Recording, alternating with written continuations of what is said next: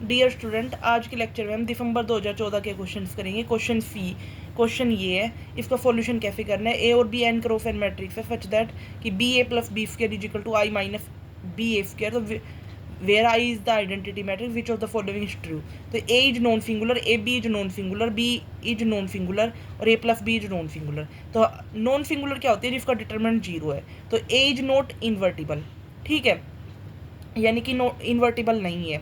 तो हम क्या करेंगे, B A plus B square is equal to I minus B A square. तो हम ए मैट्रिक्स लेके चले 1 0 0 1 और बी लेके चले -1 0 0 -1। तो B A plus B square, B हमारे पास ये है -1 0 0 -1, तो ये बी रख दिया, ए हमने रख दिया 1 0 0 0 1, तो हमारे पास ये हो गया। प्लस बी स्क्वायर क्या होगा? -1 0 0 -1 और -1 0 0 -1। इसको हमने पूरा फोल्ड किया तो हमारे पास ये 0 0 0 मैट्रिक्स आ गई। अब हम राइट हैंड साइड लेके चल रहे हैं आई माइनस बी ए स्क्वायर। तो आई हमारे पास ये है और बी ए स्क्वायर हमारे पास ये आया, तो हमने ये भी मतलब सिंगुलर मैट्रिक्स आ गई। तो इसने पूछा है कि ए प्लस बी, अब ए प्लस बी करेंगे, ए हमारे पास ये है, बी हमारे पास ये है, दोनों का सम किया तो ये भी सिंगुलर मैट्रिक्स आ जाएगी। बट ये तो बात ठीक नहीं है, नॉन सिंगुलर है ऑप्शन ए बी। जब हमने इन दोनों की मल्टीप्लाई की, ए बी किया, तो हमारे पास ये भी सिंगुलर मैट्रिक्स आ रही है, ये भी गलत हो गया। ए इज नॉन सिंगुलर, ए को अगर हम सिंगुलर लेके चलेंगे तो भी हमारे पास ये कंडीशन सेटिस्फाई हो जाएगी दोनों तरफ। तो हमारे पास ए फर्स्ट ऑप्शन इनकरेक्ट हो गया, सेकंड इनकरेक्ट हो गया, फोर्थ इनकरेक्ट हो गया और थर्ड इनकरेक्ट हो गया। सेकंड ऑप्शन करेक्ट है। अगर सेकंड को सिंगुलर लेके चलेंगे तो ये कंडीशन सेटिस्फाइड नहीं हो रही है। अगर हम फर्स्ट थर्ड फोर्थ तीन आंसर सही है, ए को नॉन सिंगुलर लेके चलेंगे तो हमारी बात सही हो जाती है। और बी को अगर नॉन सिंगुलर लेके चलते हैं, सॉरी ए को सिंगुलर लेके चलेंगे, आई एम सॉरी, कि नॉन सिंगुलर की जगह अगर सिंगुलर लेके चलेंगे तो भी ये बात ठीक हो जाती है। देखो अगले क्वेश्चन कौन सा आया हुआ है, रो स्पेस से आया हुआ है। Which of the following matrix has the same row space as the matrix 4 8 4 3 6 1 2 4 0। देखो ये क्वेश्चन है, ये इसका रो स्पेस बताना है। तो कैसे करेंगे इस क्वेश्चन को, रो स्पेस कैसे निकालेंगे? कि हमारे पास ये मैट्रिक्स है 2 4 0 3 6 1 4 8 5 4। इसमें अगर रो ऑपरेशन लगाएंगे, रो ऑपरेशन लगाया हमने कि जो पहली रो है उसको 2 से डिवाइड कर दिया, तो 1 0 1 2 0 3 6 1 4 8 4। अब हमने थर्ड रो को भी 4 से डिवाइड कर दिया थर्ड रो को, तो 1 2 1 1 2 1 बन गया, 1 2 1। अब इस पे हमने ऑपरेशन लगा दिया, R2 पे लगा दिया R2 माइनस 3 R1 और R3 पे लगा दिया R3 माइनस R1, तो हमारे पास ये मैट्रिक्स बन गई। अब इसमें क्या होगा, अगर हम सेकंड रो और थर्ड रो को इंटरचेंज कर दे तो हमारे पास ये बन गया, और इसमें 2 ऐड कर दे, 2 सब्ट्रैक्ट कर दे, मतलब 2 ऐड 2 सब्ट्रैक्ट नहीं, R3 प्लस 2 R2 कर दिया हमने, तो हमारे पास ये चीज़ सिर्फ इतना बच जाएगा। तो 1 2 0 0 0 1 ये हमारे पास रो स्पेस हो गया। तो ऑप्शन यहाँ पे देखो कौन सा सही बन रहा है, यहाँ पे फर्स्ट ऑप्शन सही बन रहा है, 1 2 0 0 0 1, ठीक है। अब determinant of the n cross n permutation matrix हमारे पास, इसका डिटर्मिनेंट बताना है क्या आएगा। तो कैसे करेंगे इस क्वेश्चन को, ये क्वेश्चन है determinant of the n cross n permutation matrix, तो उसका डिटर्मिनेंट क्या आएगा। एन को अगर 1 लेके चले तो डिटर्मिनेंट 1 आएगा, एन को अगर 2 लेके चले तो हमारे पास 0 1 0 1 1 0, तो इसका डिटर्मिनेंट कितना आएगा, 0 -1 -1 0 -1 -1 2 ऑर्डर का है तो 2 की पावर 2, हमारे पास ये फॉर्मूला होता है। और अगर 3 का है तो इसको फोल्ड करेंगे तो ए का डिटरमिनेंट -3 और -3 3/2 की का इंटीजर पावर हो गई, तो हमारे पास ये -1 की power integer power 1 greatest integer लगा के 3/2 तो 1.5 आ गया, 1.5 का करेंगे तो 2 आ जाएगा। तो हमारे पास ये बन गया, सेकंड ऑप्शन सही हो गया, सेकंड ऑप्शन सही हो गया।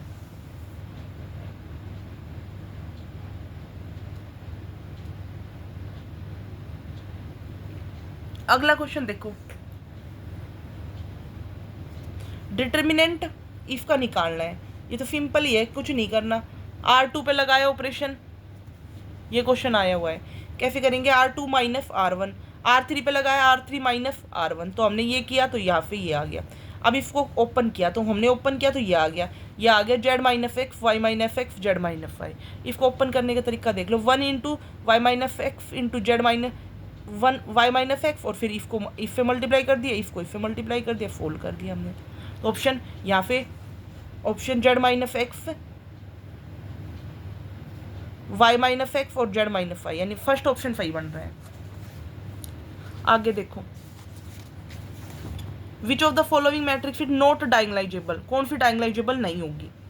डायगोनलाइजेबल क्या होती है, ये क्वेश्चन है।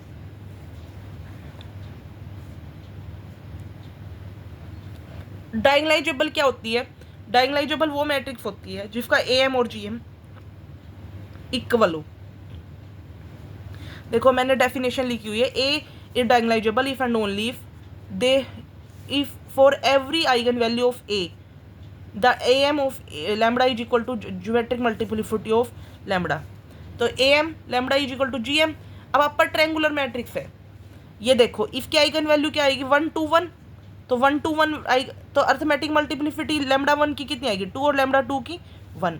ज्योमेट्रिक मल्टीप्लिसिटी कितनी होगी 1 की 3 minus rank of a minus I, तो a माइनस आई क्या, तो यहाँ पे आ गया 2, तो यानी कि 1 की ज्योमेट्रिक मल्टीप्लिसिटी भी 2 आ गई, लैम्डा 2 की ज्योमेट्रिक मल्टीप्लिसिटी 1 आ गई, और एम भी यही था, तो यानी कि ये तो डायगोनलाइजेबल होगी। फिर पूछा है कौन सी नहीं होगी, ये होगी, ठीक है।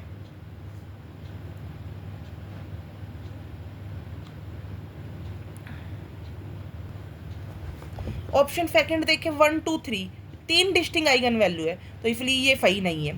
थर्ड देखें, फोर्थ भी नहीं होगा सही, ये डायगोनलाइजेबल हो जाएगी 1 2 3, 3 डिस्टिंग आइगन वैल्यू इसलिए डायगोनलाइजेबल है, ये भी गलत हो गया। 1 2, अब अच्छा तो थर्ड ही है, थर्ड ही आंसर आएगा इसका, बट थर्ड कैसे आएगा एक बार ये देख लो।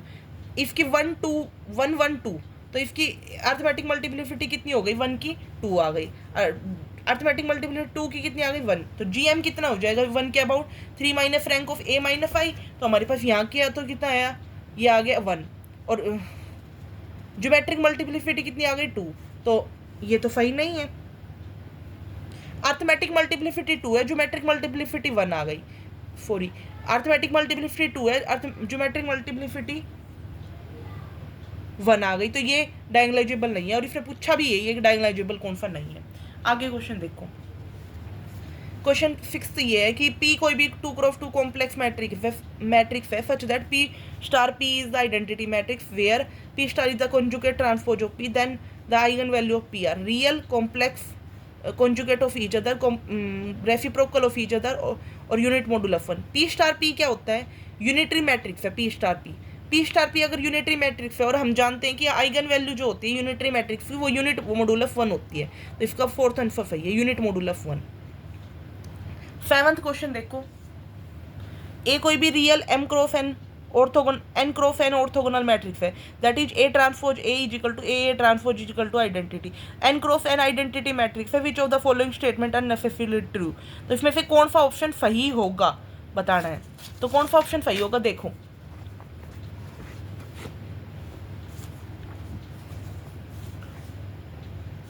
ए X A Y inner product है, तो ए एक्स का transpose A Y, X transpose A Y transpose Y, तो यहाँ से हमने किया तो एक्स ट्रांसपोज वाई आ गया। पहली बात तो ठीक है, ट्रांसपोज से फर्क नहीं पड़ता क्योंकि एलिमेंट पर ट्रांसपोज वही रहता है, तो पहला ऑप्शन तो इफ ठीक हो गया, ठीक है। आगे क्या कह रहा है, ऑप्शन सेकंड पे आते हैं हम जानते हैं कि आइगन वैल्यू जो ऑर्थोगोनल मैट्रिक्स की होती है वो यूनिट मोडुलस 1 होती है, तो सेकंड ऑप्शन इसने क्या बोला है, आइगन वैल्यू जो है वो या तो +1 होगी या -1 होगी, यानी सेकंड ऑप्शन गलत हो गया, क्योंकि हमने पता है ऑर्थोगोनल मैट्रिक्स की यूनिट मोडुलस 1 होती है, और हम जानते हैं कि जो रो होती है ऑर्थोगोनल मैट्रिक्स की वो ऑर्थोनॉर्मल बेसिस बनाती है, तो ऑर्थोनॉर्मल बेसिस बनाती है, हमें ये बात पता है, तो इसने क्या बोला है कि रो जो होती है वो ऑर्थोनॉर्मल बेसिस बनाती है, थर्ड ऑप्शन सही है। ए डायगोनलाइजेबल ओवर आर, तो ए डायगोनलाइजेबल हो गई, तो ए मैट्रिक्स हमने ये लेके चले, ए ट्रांसपोज हमारे पास ये हो गया, दोनों की मल्टीप्लाई की ये आ गया, बट डायगोनलाइजेबल ओवर आर पूछा है इसने, जब हमने इसकी कैरेक्टरिस्टिक्स निकाली तो लैम्डा स्क्वायर +1 = 0, तो लैम्डा आ गया ±5 उल्टा, वो तो आर के अंदर आ ही नहीं रहा, तो इसका मतलब हमारा फोर्थ ऑप्शन इनकरेक्ट हो गया, क्योंकि इसने बोला है कि डायगोनलाइजेबल ओवर आर तो नहीं होगा, तो फर्स्ट और थर्ड ही आंसर सही होंगे। फर्स्ट क्या है कि इनर प्रोडक्ट हमारे पास इसके इक्वल आएगी और ऑर्थोनॉर्मल बेसिस बनाएगी, यानी कि फर्स्ट और थर्ड ऑप्शन सही होंगे। देखो जो मैंने अभी क्वेश्चन कराया था ये है, और इसका ये फर्स्ट ऑप्शन सही है। आइगन वैल्यू +-1 होगी, ये बात गलत है। ऑर्थोगोनल मैट्रिक्स दी हुई है कि इसकी यूनिट मॉडुलस 1 होती है, तो सेकंड ऑप्शन इनकरेक्ट हो गया। रो जो है ऑर्थोनॉर्मल ऑर्थोनॉर्मल है ये वर्ड, ऑर्थोनॉर्मल ये वर्ड थोड़ा मिस्टेक लिखा हुआ है, तो ऑर्थोनॉर्मल बेसिस बनाती है, ठीक है। ए डायगोनलाइजेबल ओवर आर, ये बात गलत है क्योंकि डायगोनलाइजेबल नहीं होती। डायगोनलाइजेबल तो हो जाएगी बट ओवर आर नहीं होगी, क्योंकि ऐसी मैट्रिक्स हमें मिल जाएगी जिसकी जो वैल्यू है वो कॉम्प्लेक्स के अंदर जा रही है। तो हमारे यहाँ से फर्स्ट और थर्ड जो है वो करेक्ट आंसर है। अब देखो आगे क्वेश्चन क्या है। Which of the following matrix have Jordan canonical form equal to this 0 1 0 0 0 0 0 0 0। तो इसमें से कौन सी जॉर्डन कैनोनिकल फॉर्म होगी। अब जॉर्डन कैनोनिकल फॉर्म क्या होगी ये देख लेते हैं कि इनमें से कौन सी जॉर्डन कैनोनिकल फॉर्म बनेगी। तो हम जॉर्डन कैनोनिकल फॉर्म जो होती है वो अपर ट्रायंगुलर मैट्रिक्स जो है पर्टिकुलर फॉर्म का Jordan canonical form linear operator of finite dimensional vector space with respect to some basis. हमारे पास ये हमने लेके चल रहे हैं, इसमें दो जॉर्डन ब्लॉक्स बनेंगे, एक तो ये जॉर्डन ब्लॉक्स बनेगा और एक ये जॉर्डन ब्लॉक्स बनेगा। तो दो जॉर्डन ब्लॉक्स होंगे, एक तो होगा ऑर्डर 2 का और एक होगा 1 का। तो मिनिमल पॉलिनोमियल जो होगी वो एक तो x² होगी या फिर x³ होगी। तो अर्थमेटिक मल्टीप्लिसिटी 0 के अबाउट लेंगे या 3 आएगी, और ज्योमेट्रिक मल्टीप्लिसिटी 2 आएगी। तो 0 0 0 इसमें क्या है, इसमें तो आइगन वैल्यू पहला ऑप्शन लेके चल रहे हैं कि पहले में देखना 0 या अर्थमेटिक मल्टीप्लिसिटी कितनी है। सॉरी आपको दिखाई नहीं दे रहा है ना, इसकी आइगन वैल्यू कितनी है 0 0 0। अर्थमेटिक मल्टीप्लिसिटी 0 की कितनी है 3, और ज्योमेट्रिक मल्टीप्लिसिटी क्या होती है n minus rank of a minus lambda I. तो a rank of a, 3 order के रैंक ऑफ a कितनी 1, 3 - 1 यानी कि 2 हो गई, 2 हो गई ना इसकी ज्योमेट्रिक मल्टीप्लिसिटी। तो ये क्या डायगोनलाइजेबल होगी, इसने क्या पूछा है फिलोमेट्रिक set Jordan canonical form equal to this, इसके इक्वल जॉर्डन कैनोनिकल। इसमें तो हमारे पास कितनी आई थी कि अर्थमेटिक मल्टीप्लिसिटी 0, अर्थमेटिक मल्टीप्लिसिटी 3 और ज्योमेट्रिक मल्टीप्लिसिटी 2। और ये इसमें कंडीशन बन रही है, हाँ भाई अर्थमेटिक मल्टीप्लिसिटी तो 3 आ गई, GM हमारे पास 2 आ गया पहले ऑप्शन में। सेकंड ऑप्शन में इसके अंदर भी AM 3 और GM 2, इसके अंदर AM 3 और GM 2, इसके अंदर AM 3 बना और GM 1 बना। तो हमारे पास कौन सा ऑप्शन सही होगा। AM GM से देखें तो तीनों ऑप्शन सही होगा, पहले दूसरा तीसरा। इसके अंदर तो GM 1 हो गया ना, तो फोल्ड करेंगे तो GM 1 ना हो गया और AM हमारे पास 3 हो गया। तो 1 2 3 तीन ऑप्शन सही है।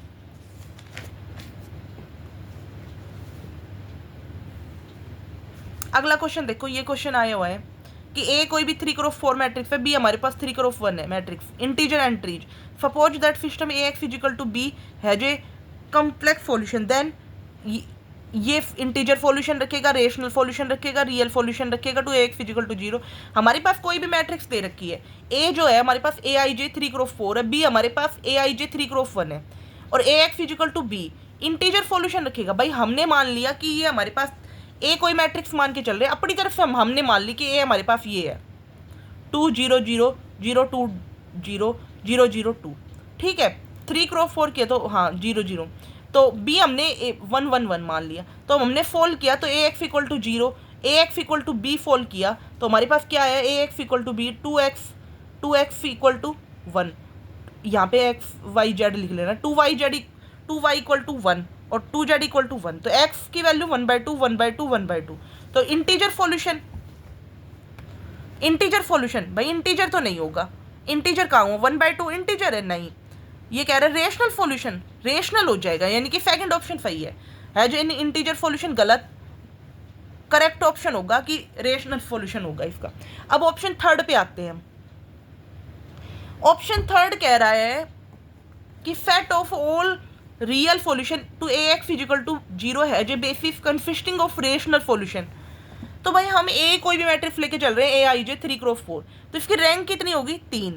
अगर इसकी रैंक 3 है, सपोज करो इसकी रैंक 3 है, लेस देन इक्वल टू 3 होगी, और रैंक ऑफ ए जो है वो ऑगमेंटेड रैंक के इक्वल है। अगर इक्वल है दोनों की रैंक और उसकी जो रैंक है वो एन के भी इक्वल है तो यूनिक सॉल्यूशन होगा। अगर लेस देन है तो इनफाइनाइट होगा। अगर rank of A augmented rank के इक्वल है और बट एन से कम है तो इनफाइनाइट सॉल्यूशन होगा। तो इनफाइनाइट सॉल्यूशन होगा तो इसका मतलब क्या होगा, इसने कहा है, इफ ऑप्शन पढ़ो कि set of real solution to A X is equal to 0 है जो basis consisting of rational solution, there exist a basis consisting of rational solution. So option third हो गया। अगर ऐसा है तो हमारे पास थर्ड ऑप्शन सही है कि भाई इसके पास रेशनल सॉल्यूशन तो मिलेगा। हमने अभी देखा है कि रेशनल सॉल्यूशन है, ए एक्स इज इक्वल टू 0 लेके चल रहे हैं तो रेशनल तो मिल ही जाएगा। अगर ए एक्स इक्वल टू 0 लेके चल रहे हैं तब भी मिल जाएगा, क्योंकि ए एक्स इक्वल टू यहाँ पे बी की जगह 0 ले लो तो भी rational, X equal to 0, Y equal to 0, Z equal to 0, और वो रेशनल तो होगा ही। और B equal to non zero then A has positive rank. भाई अगर बी नॉन जीरो है तो पॉजिटिव रैंक मिलेगी, रैंक हमेशा पॉजिटिव ही होती है, याद रखना इस बात को कि रैंक हमेशा पॉजिटिव होती है। ए कोई 3x4 मैट्रिक्स लेके चल रहे हैं, बी नॉट इक्वल टू 0 है तो always a non zero solution, तो इसका मतलब इसकी रैंक हमेशा पॉजिटिव होगी। तो कौन कौन सा ऑप्शन सही है, ए एज इंटीजर सॉल्यूशन गलत बात है। सेकंड ऑप्शन है ए एज रेशनल सॉल्यूशन, बात ठीक है। Set of real solution to A X equal to 0 है जो basis consisting of rational solution, सही बात है। B not equal to 0 then A has positive rank, सही बात है। तो सेकंड थर्ड